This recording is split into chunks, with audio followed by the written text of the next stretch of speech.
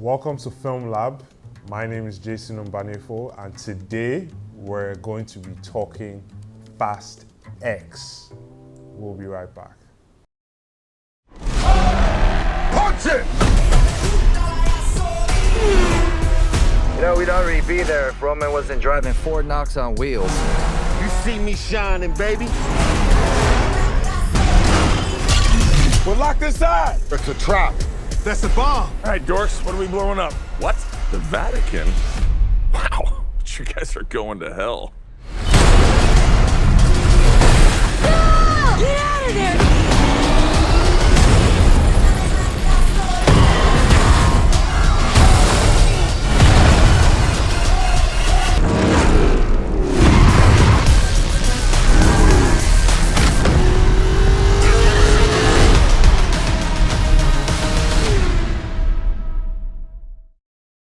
Now, 2 days before the nationwide release of the movie, Filmlab thankfully had the opportunity to be at the premiere of Fast X.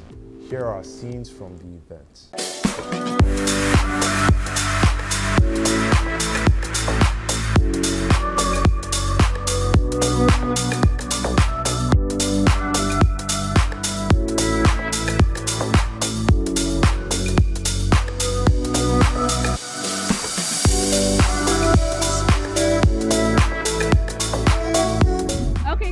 It is still the premiere of Fast and Furious 10, and we just finished seeing the movie. I'm here with Queen Adakola Steven, Samuel, Miles, Ethel Bunting. How are you doing? I'm great. I'm feeling excited because the movie, oh my God, it was very intriguing, action filled. The adventure was so real. It was, from the beginning to the end, it was action packed. You know, I really enjoyed it. It was amazing. It was everything I expected it to be and more. Well, to be honest, you know how a lot of people just felt like, oh, it's all played out. Trust me, you have not seen this movie. You need to see it. They gave us plot twist in the end.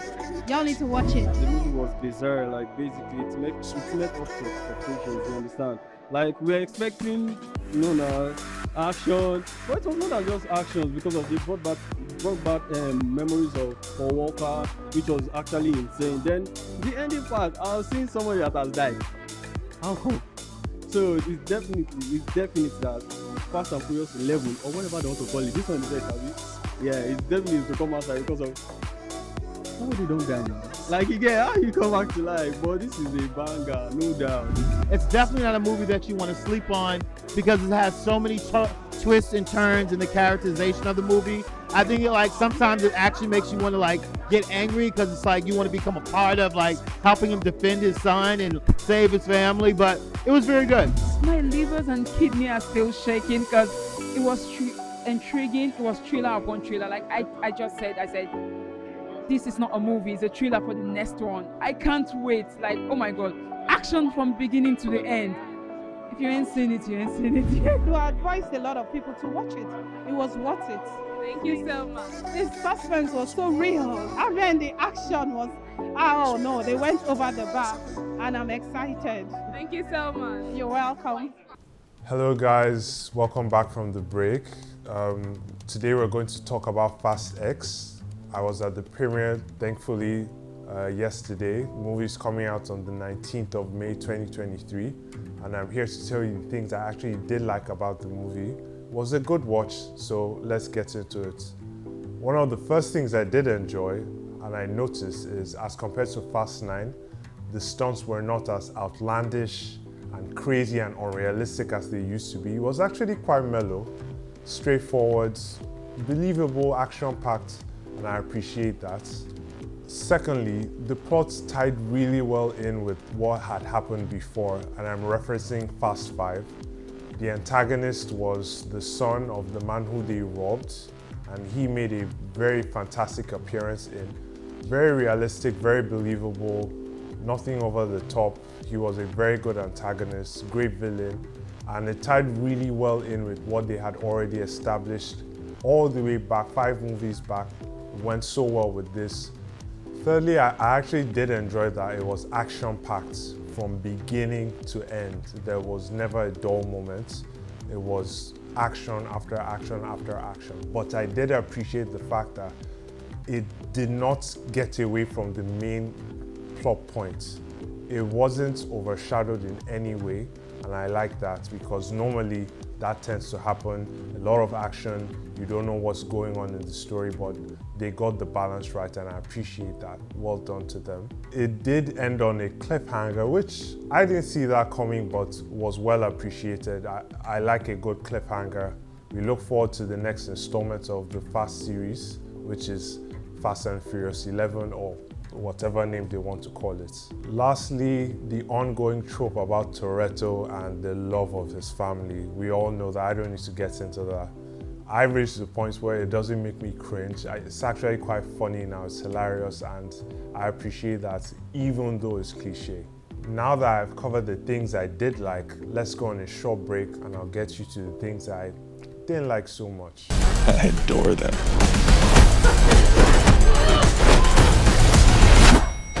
I'd stay down if I was you. You'll need to hit me harder for that. The game's over, Dom. You lose. This is your last ride.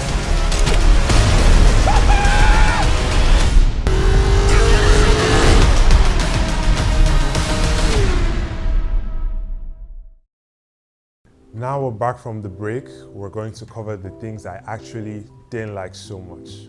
Firstly, the physics. I won't even get into that. It's Fast and Furious. If you've watched the previous installments, you know what I'm talking about. There is no way a car is driving through concrete over and over and over again. It is not possible. That amongst many other insane stunts, but I won't get into that so much.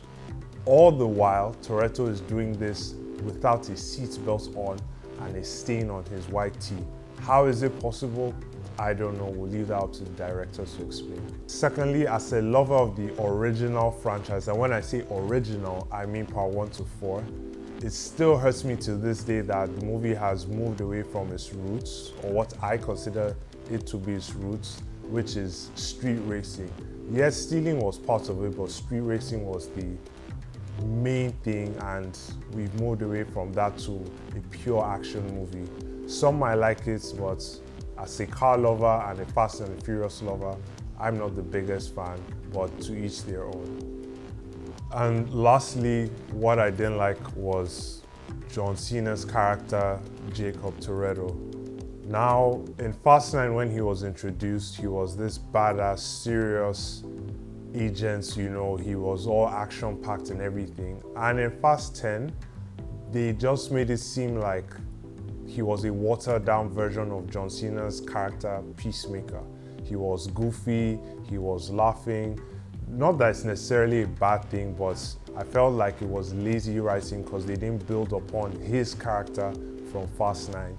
They just took what was familiar and, you know, already out there and just switched things up. I didn't really appreciate that. I felt like they could have done more with his character. Although I did like his bonding with his nephew, it was wholesome and nice to watch. I do appreciate that, but I felt like they could have done more with his character. Let's go on a short break. We'll be right back.